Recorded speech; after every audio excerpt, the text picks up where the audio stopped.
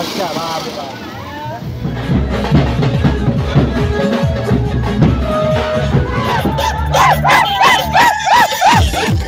Morning সবাইকে, welcome back to my another blog. আমি এখন আছি বাবার বাড়িতে জলপাইগুড়িতে। উঠেই দেখছি এরা যে যার মতো বসে আছে। এর তো আবার দুষ্টুমি শুরু হয়ে যায় সকাল হয়ে গেলেই, রাতটা শুধু চুপচাপ থাকে, নাহলে সারাদিন এত দুষ্টুমি করে না। ও সবাই বলছিল যে চাউমিন খাবে, তো আমি চাউমিন বানাতে যাচ্ছি। চাউমিনটা বানিয়েই আগে বরমশাইকে দিলাম রিভিউটা পাওয়ার জন্য। তো বলছিল ভালোই হয়েছে। ওর যখন বলেছে যে ভালো হয়েছে, তার মানে সত্যি সত্যিই ভালো হয়েছে। আমি আমার বরকে বলছিলাম, দেখো আমার চোখগুলো ছোট হয়ে গেছে। বর বলছে, কবে তোমার চোখ বড় ছিল বলো তো? আমরা আজকে একটা বিয়ে বাড়িতে যাব, একটা বোনের বিয়ে আছে, তো সেখানেই যাব। আমি রেডি হয়ে গেছি। আর এখানে মেহেন্দি পড়ছিলাম। কালকে মেহেন্দি পড়তে পারিনি, মেহেন্দিটা এনে রেখেছিলাম। আর মেহেন্দিটা পড়া হয়নি, ভাই ছিল না। যেই বোনটার বিয়ে তাকে মেহেন্দি পড়াতে গেছিল, তাই আজকে পড়ছি।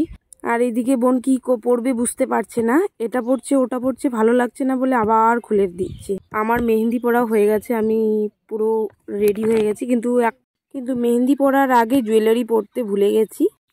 তাই বরকে বললাম আমাকে জুয়েলারিগুলো পরিয়ে দাও। তো আমার বর আমাকে জুয়েলারিগুলো পরিয়ে দিল। আর ওদিকে টোটোও এসছে। আমরা তাড়াতাড়ি যাচ্ছি, জল ভরতে যাব, কিন্তু বিয়ে বাড়িতে গিয়ে দেখছি জল ভরা হয়ে গেছে। বেশি কুটুমও আসেনি, আমরা গেছি আর কয়েকজন এসছে।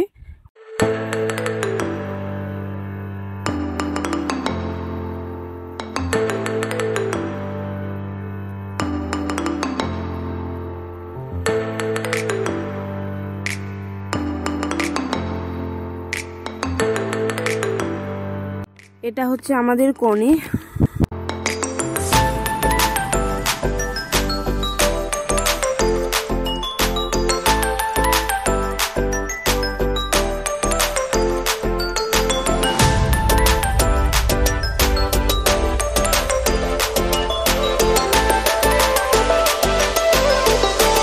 আমাদের বিয়েতে অনেক নিয়ম থাকে, তো সেগুলো করবে, তারপর গায়ে হলুদ হবে।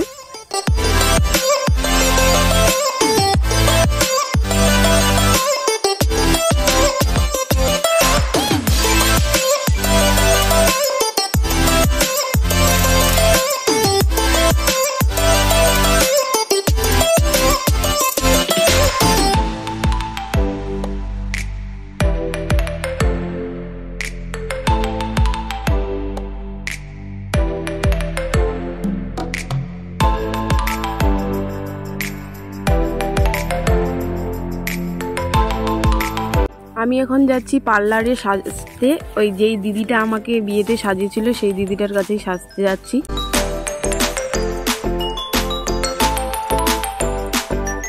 2 ঘন্টা সাজার পর আমার ফাইনাল লুক। কিন্তু আমি পার্লার থেকে এসে দেখছি কনেকে এখনো সাজানো হয়নি, এখনো সাজাচ্ছে।